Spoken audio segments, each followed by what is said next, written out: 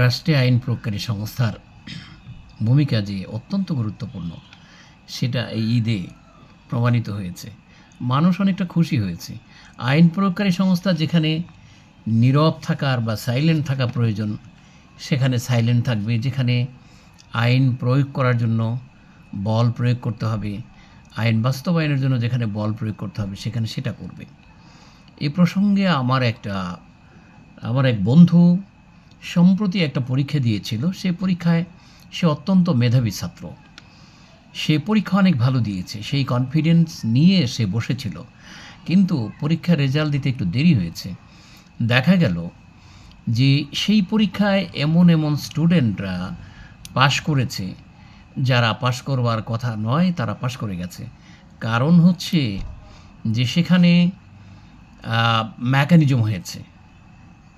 তার মতো স্টুডেন্টকে যদি রেজাল্টের ভিত্তিতে, মেধার ভিত্তিতে যাচাই করা হয়, তাকে ফেল করানোর কোনো উপায় আছে বলে আমি মনে করি না। অন্তত আমরা ২ বছর মাস্টার্স করেছি, একই সাথে ক্লাস করেছি, পরীক্ষা দিয়েছি। তার যে মেধা, তার যে মননশীলতা, তার যে দক্ষতা, তাকে ফেল করাবার কোনো উপায় নাই। সে পাশ করবে। আমার অন্তত শুধু আমার নয়, অন্তত আমার শ্রেণীতে আমরা একসাথে যারা ৪৫-৫০ জন স্টুডেন্ট ছিলাম একটা ফ্যাকাল্টিতে, তো সবাই এক বাক্যে বলবে যে এই ৫০ জনের মধ্যে আমরা পরীক্ষা দিয়ে যদি ৫০ জন ৪৯ জন ফেল করে যাই, সে একা পাশ করে যাবে। বা ৪৯ জনের মধ্যে ৪৮ জনের যদি পাশ করে ফেল করে যায়, সে দুজনের মধ্যে সে পাশ করবে। সেই স্টুডেন্ট ফেল করেছে। তো আমার কাছে মনে হয়েছে যে আইন থাকলে হবে না, সেখানে আইন প্রয়োগ করার, আইনটা সঠিকভাবে প্রয়োগ করতে হবে। কথাগুলো এই প্রসঙ্গে বললাম যে এই বছর ঈদের মধ্যে যে বাংলাদেশের গর্ব সেনাবাহিনী রাস্তায় নেমেছে, তারা যে আইন প্রয়োগ করেছে, এটা মানুষকে বিমোহিত করেছে। একবার দেখলাম ৫০০ টাকার ভাড়া ১,০০০ টাকা নেয়াতে তাদের পাছায় অনেক লাঠি দিয়ে পিটানো হচ্ছে। এটা জাতিকে অনেক সন্তুষ্ট করেছে। কাদেরকে সন্তুষ্ট করেছে? দেশের মেজরিটি লোক সংখ্যা হচ্ছে মধ্যবিত্ত, নিম্ন মধ্যবিত্ত। এখন তো গরিবের সংখ্যাই বেড়ে যাচ্ছে। তো এই শ্রেণীর লোকগুলো খুব খুশি হয়েছে আইন প্রয়োগকারী সংস্থার এই বল প্রয়োগ দেখে, আইনের প্রয়োগ দেখে। আবার পাশাপাশি তাদের মানবিকতা, উদারতা দেখে আমি অত্যন্ত বিমোহিত, মুগ্ধ হয়েছি, আপ্লুত হয়েছি। এক ভদ্রলোক গাইবান্ধাতে সাইকেল নিয়ে, তার ২২০০ টাকা পকেটে আছে, ছেলের জন্য রিক্সা চালিয়ে অনেক কষ্ট করে একটি বাইসাইকেল কিনেছে। সেই বাইসাইকেলটি শেষ পর্যন্ত গাড়ি ভাড়া অনেক বেশি দেখে বাইসাইকেলটি নিজে চালিয়ে যাওয়ার জন্য প্রচেষ্টা চালিয়েছে।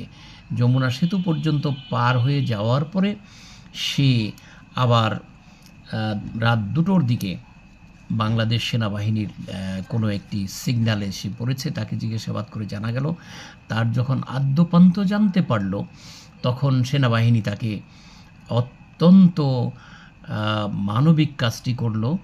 তাকে কিছু খাদ্য সামগ্রী কিনে দিয়ে তাকে একটি গাড়ি ভাড়া করে তাকে গাড়িতে উঠিয়ে দিল, সাইকেলটি উঠিয়ে দিল, যেন স্বাচ্ছন্দ্যে সে বাড়ি ফিরে যেতে পারে।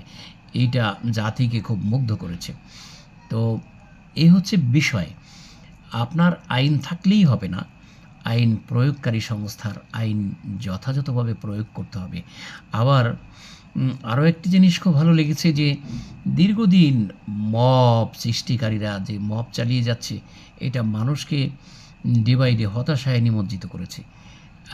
আর রংপুরে দেখা গেল কোনো এক জায়গায় মব পরিচালনা করতে যে আর্মির মুখোমুখি হয়েছে, তারা তাকে মব করতে বাধা প্রয়োগ করেছে। এখন আপনি কতদিন এটাকে জারি রাখবেন?